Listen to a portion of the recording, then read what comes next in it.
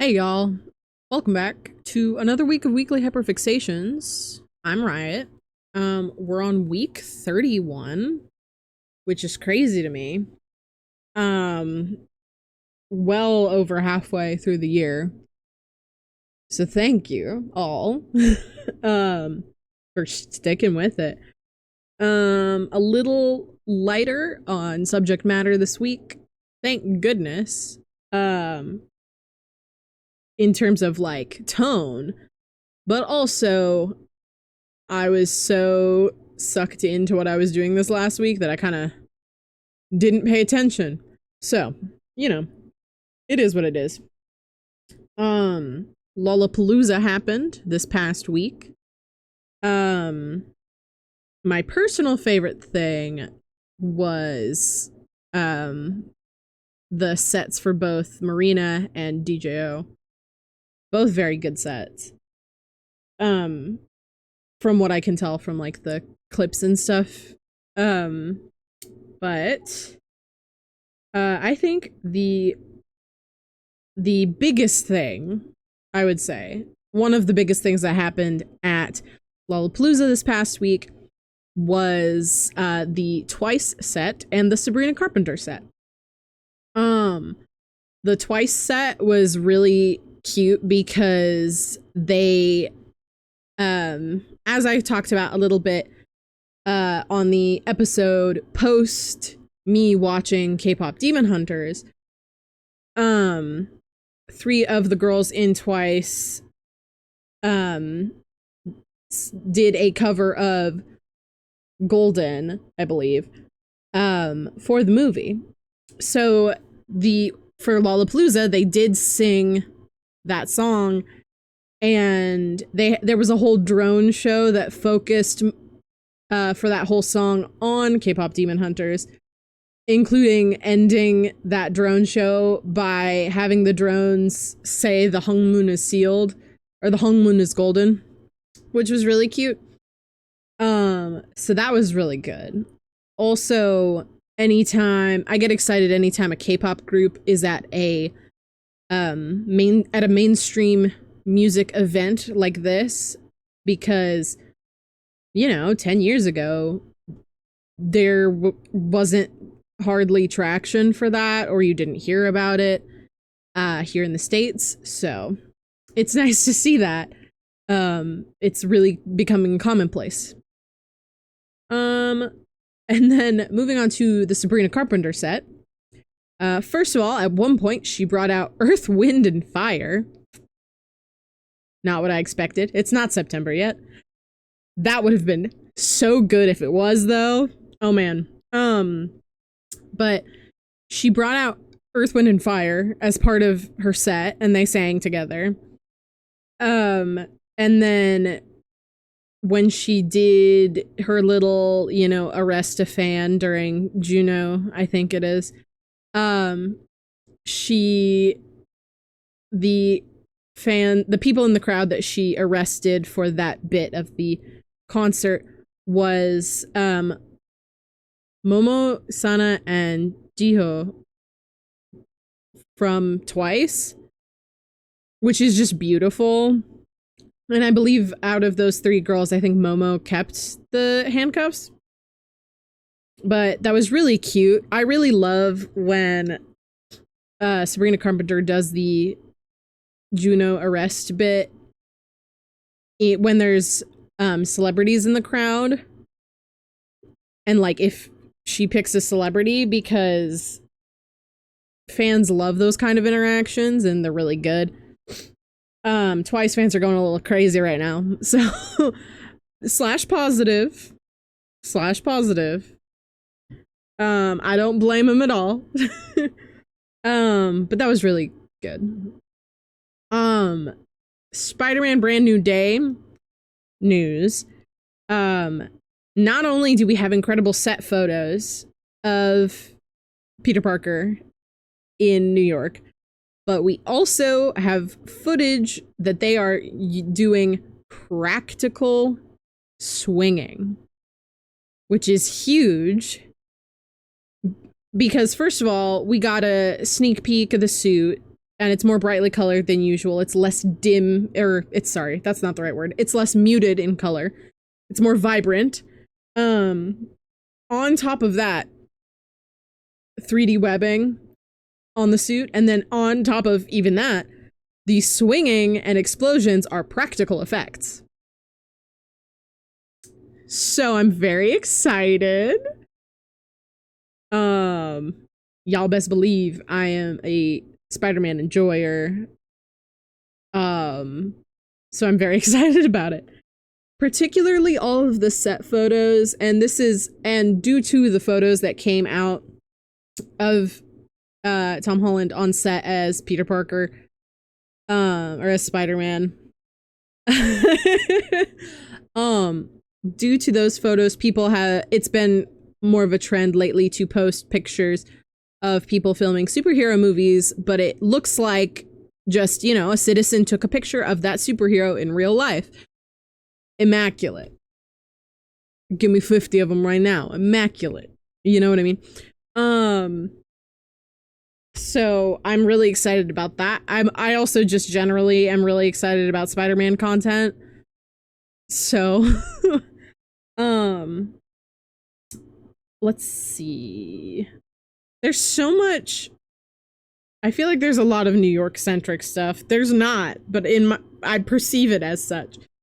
Oh my gosh. So Hollywood Bowl had that performance of Jesus Christ Superstar with, Adam Levine there. Milo Manheim. There we go. He was there. Josh Gad was Herod, which was really funny. But most importantly, Cynthia Erivo, Jesus. Yes, thank you. The clips I've seen of it are just beautiful. And the internet's gonna be so mad because a lot of people in America perceive Jesus as a white man for some reason. So, God forbid it be a black woman singing that part. She did beautifully, and I would have loved to have seen first of all, the whole Hollywood Bowl Jesus Christ Superstar performance, but I also would have liked to see it with an actual set and not just, what they already had for the Hollywood Bowl. You know what I mean? I mean, like a full theatrical set.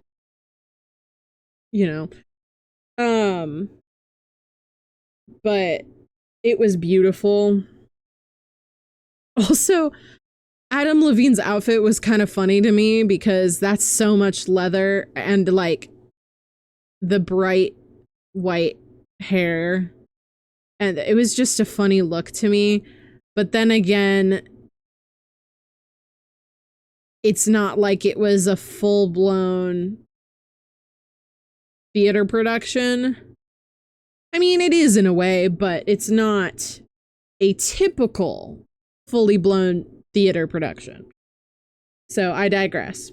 Oh man. Chappell Roan released the Subway and subsequently the music video for it. Yes, please. Also, Chappell Roan with the bob. Fantastic. Give me 50 more of them. But I do love Chappell Roan's really long hair. It feels like it's becoming signature at this point.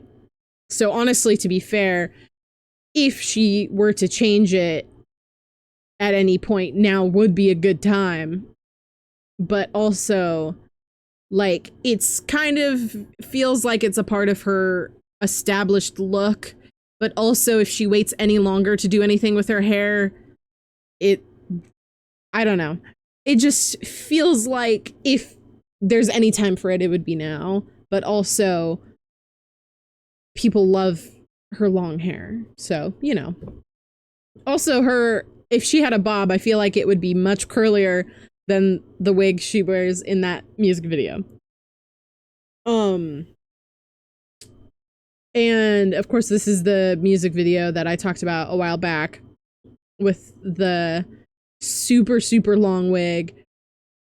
No notes. 10 out of 10. I also love that they included Brooklyn's Green Lady in there. That was a delight. Just overall so good. Just absolutely beautiful. Can't wait for the album. Really. That's the truth. Can't wait for the album. All right. Well, okay, I have one more thing that's a little less nerdy, and then I will probably yap about the last two things on my list for a hot minute, so buckle up. But before that, Hannah Montana is coming up on its 20th anniversary. Yes, you heard me, Hannah Montana. And they teased that there's going to be some event or performance or something for the 20th anniversary. And it was just, there was a video, and then I also saw stills from it that were just the Hannah Montana wig on like the form thing. So I don't know how to feel about that, but I'm kind of excited about it. Mainly because Miley's kind of full circling, and this would really cap that off well. So, all right, buckle up. So, I enjoy Legend of Zelda games. I haven't necessarily played all of them myself, but I watch full playthroughs, 100% playthroughs, stuff like that. I consume the media often. And the Age of Imprisonment trailer came out, and I don't remember if I talked about this last week at all. Did I? Had that happened yet? No, it literally happened the day after I filmed last week. Okay. But, you know, the trailer for Age of Imprisonment, it's another Hyrule Warriors type game. And, you know, it's all whimsical and fun, and I'm like, oh, this is cool. And then they show the title, and then they show another scene, and I'm like, oh, okay, what's this? And then I hear a very familiar leitmotif. And then I go, now hold on, what's this? It appears, nothing's confirmed, it appears that there is a construct of Fi, which is crazy. Fi hasn't had a humanoid form, I guess, since Skyward Sword. Which, if you do not count the re-release of that game, is all the way from 2011. But it undeniably plays her leitmotif before the camera fully zooms in on that door. And then it shows a construct that kind of has like a little ring of lighter blue, which matches Fi's appearance. But I think that would be really interesting for the lore. Because, you know, Fi is in most games, but not in her humanoid form. She's usually in Master Sword form. In both Breath of the Wild and Tears of the Kingdom, you know, Zelda talks about communicating with the Master Sword, basically, and also uses she/her for the Master Sword because it's Fi. And I vividly remember in,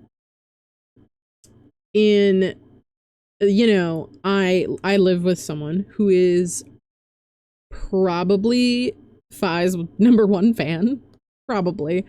And I remember when the trailer for Tears of the Kingdom came out and it showed that the sword was like broken.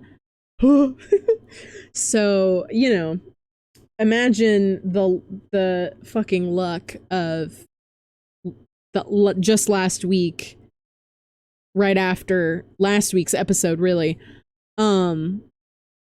There's hope for her having physical form again. Bonkers fucking yonkers, actually. But I'm very excited about it.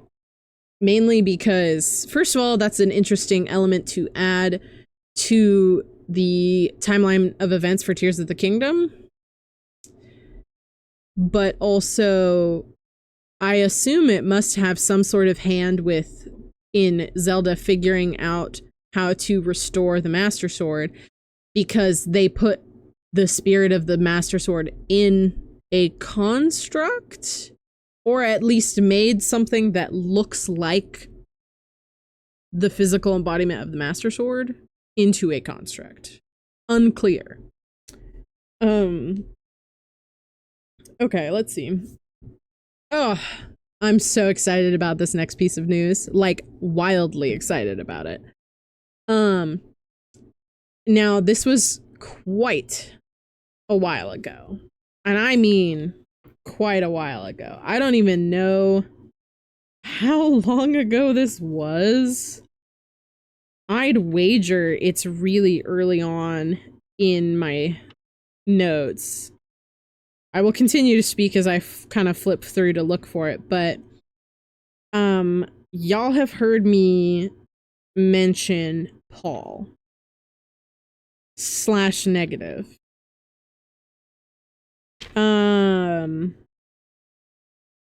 Dislike Paul.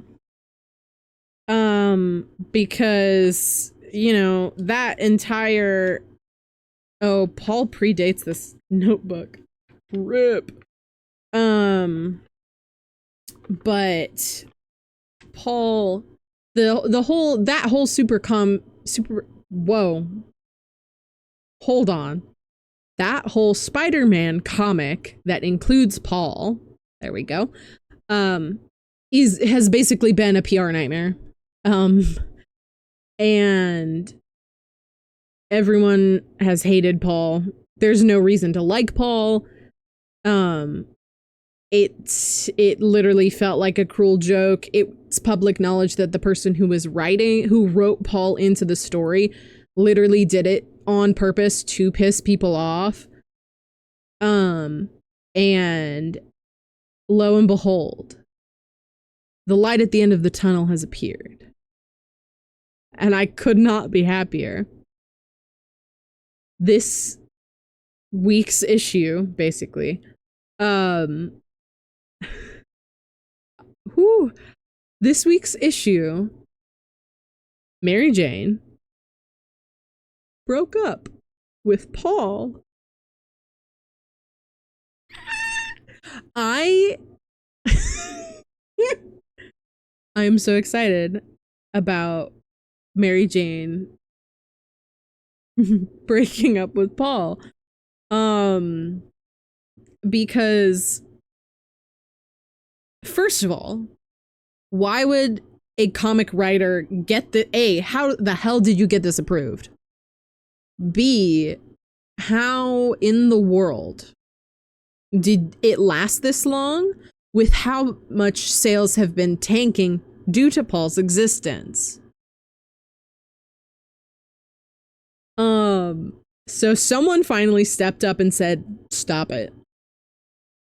It's Jover for Paul, actually. And I need y'all to know that when I was shown the panel that says I'm breaking up with you, Paul, I literally like screeched, jumping up and down, like waving my hands, stimming, and like like I cheered so loud. So I'm extremely excited about that. I am okay if Mary Jane like does not start dating Peter Parker again or anything like that. I just don't want Paul there anymore. The whole time he has been in the comics, Mary Jane has been miserable. They've been going to couples therapy. She's clearly like really depressed, and couples therapy isn't really working out. Like, so many things were saying that like this is the worst possible scenario for Mary Jane, and that asshole was keeping this in the story because he wanted to make people mad on purpose. He finally lost, and now Mary Jane has broken up with Paul, and I could not be happier. I can hate Paul, man. Oh, okay. Let's see. Yeah, I figured that I would ramble about that one, but we're gonna move on to the pyramid because that is a perfect segue into the pyramid. First up on the pyramid is Mary Jane Watson. Why? She broke up with Paul. I don't need another reason. I don't need another reason. I just want Paul gone. Okay? I'm so excited about him not, like, he might still be in the comic for a couple more issues, but like, I'm so done with that dude. Like, I was so angry about Paul. Oh my god. And it's over. So MJ is on the pyramid because she broke up with Paul because that's the right thing to do. Send tweet. Okay? Sorry, I just slammed the desk. I know the mic picks that up. My apologies. So that's why Mary Jane Watson's on the pyramid. Next up on the pyramid is Fi. Because, first of all, some people were like, why should we care about this character that hasn't been in a game since 2011? Actually, she's been in most games because she's the Master Sword. She is the Master Sword. Did you not get that? Do you not have enough media literacy to know that Fi is the Master Sword? Yo. Shut it. You know what I mean? She's wildly important to all of Legend of Zelda lore because she's the Master Sword. It's literally the most important character possible. Y'all. But she's on the pyramid because I'm excited about having more content. Also, I'm just excited to see the full design. They purposefully didn't show us the design like full and proper. But they made it really obvious with the leitmotif and with showing just enough of the head to see that that's definitely related. So that's really exciting to me. I also wonder, in terms of lore, if the construct was also a way for them to physically protect the Master Sword by putting it in something. Seems feasible. I don't know, but it seems feasible. You know, think of it as like a giant sheath for the sword, I guess. I don't know. But Fi's on the pyramid because I'm really excited about that little teaser thing. Yay!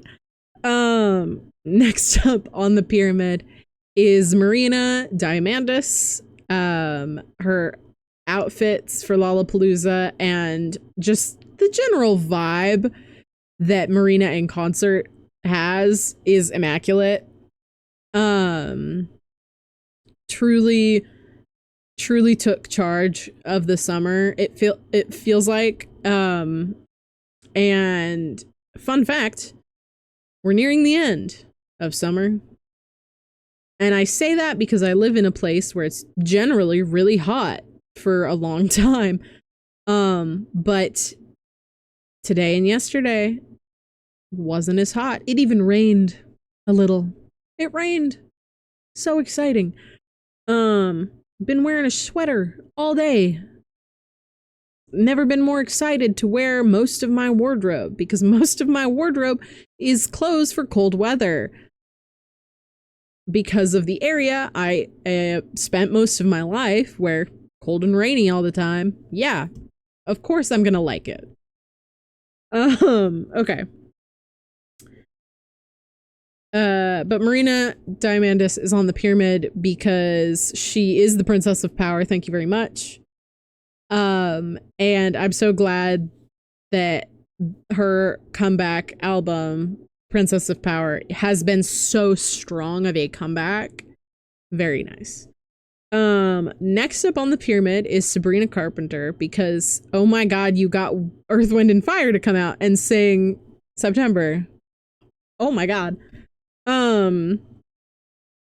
Also, she just seems like, how do I put this? So many other celebrities really like her. And I think about a lot this one conversation between, oh, I can't remember who it was. It was Katy Perry and someone. And Katy Perry had asked her whoever it was, who her rival was, and she was like, I don't have rivals, I have friends. We are all women in this industry. Why would I have a rival? We are all friends. So seeing people within celebrity culture, a lot of them seem to really like Sabrina Carpenter. That's a really good sign, because that means despite being really famous, she's not nasty. She's not outwardly nasty to other celebrities, which is nice. And that's a whole like keeping appearance kind of thing, but still, even then, you know. So that's nice to see. Also, just because it reminds me that like there are people in my immediate age group that are chill, that aren't drowning in brain rot or anything. Like, y'all, I participate in fandom culture like constantly. You can do that and still not experience brain rot or like brain rot things. Someone tried to show me a song that was described to them literally as quote unquote yoinky sploinky. Hey, yes, those are the words I would use to describe that. Never play that to me again. That sucked. It just doesn't. I'm getting to the age where some newer memes just do not appeal to me at all. Literally don't appeal to me at all.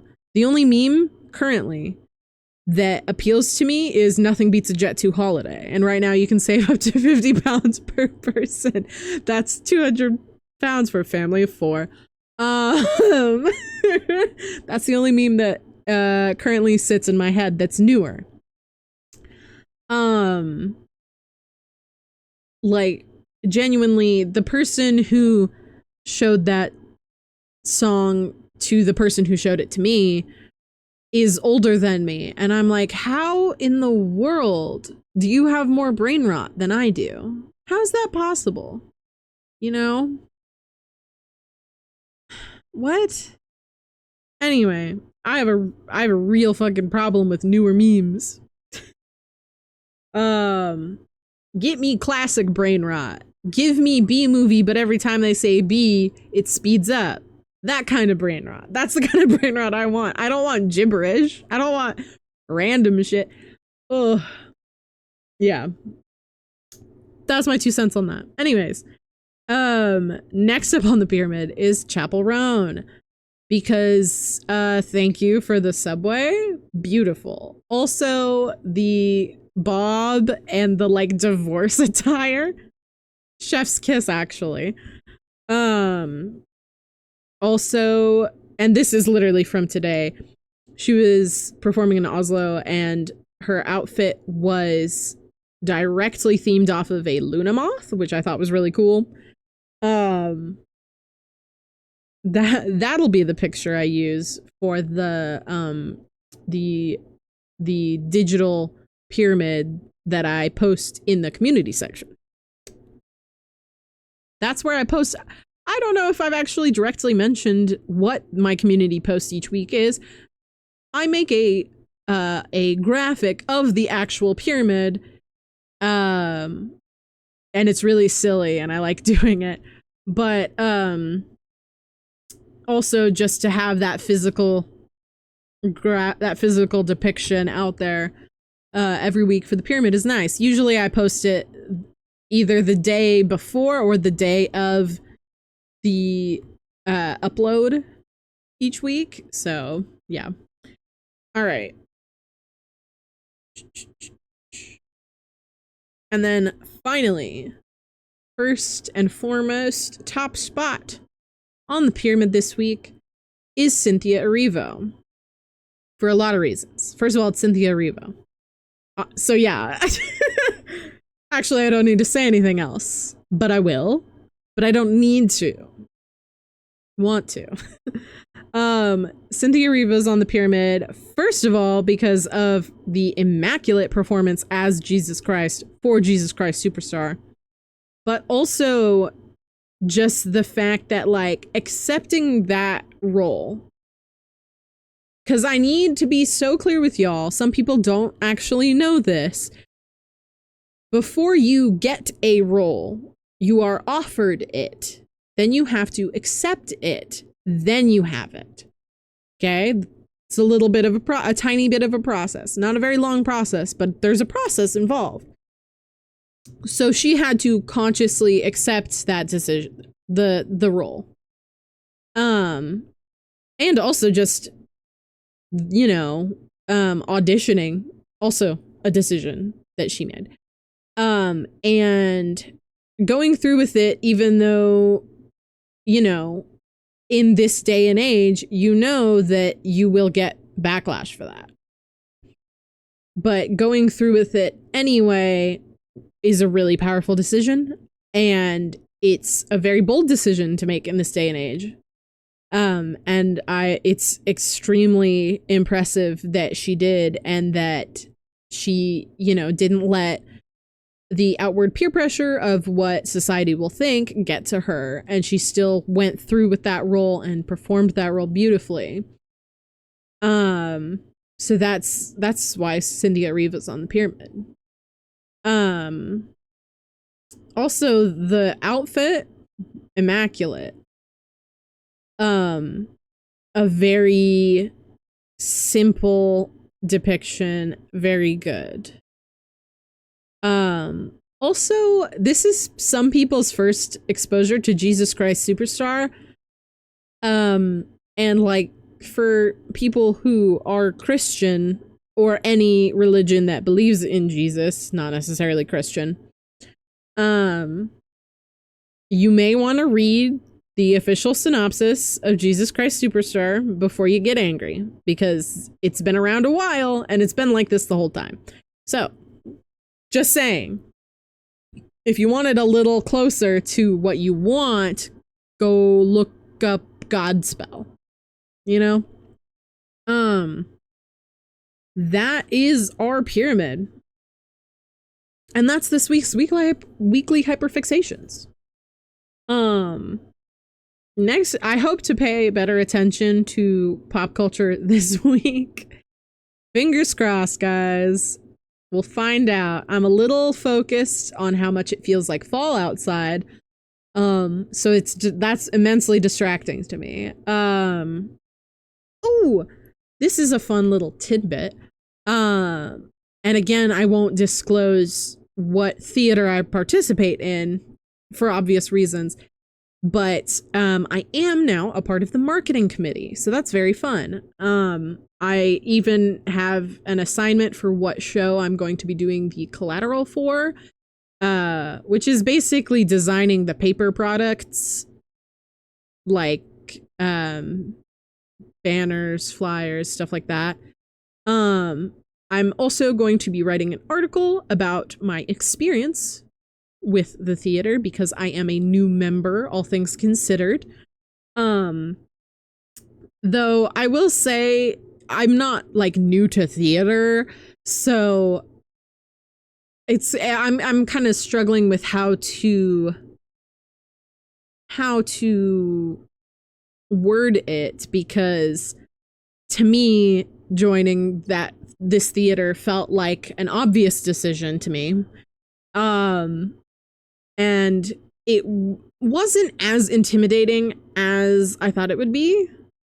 So, I'm, you know, and I don't even have to write a very long thing. I just have to do it. But, you know, but as per usual, if you enjoyed the video and want to support the channel, leaving a like or a comment is very much appreciated. If you want notifications on videos, the subscribe button will help you get that. I will say I find that clicking on the bell doesn't always give you notifications all the time. I usually have to go into, you know, whatever channel I'm looking at and click all notifications for a channel. I don't post shorts, so it's not like I'm going to be blowing up your subscription box anyway. So fear not. But that would also be very much appreciated. Of course you don't have to, but 'tis the prerogative of the viewer. But regardless of that, thank you all for watching. I'll see y'all next time. Same time, same place. Yeah. I don't know what else to say on that note. So I guess what I'll say is, you know, bye y'all.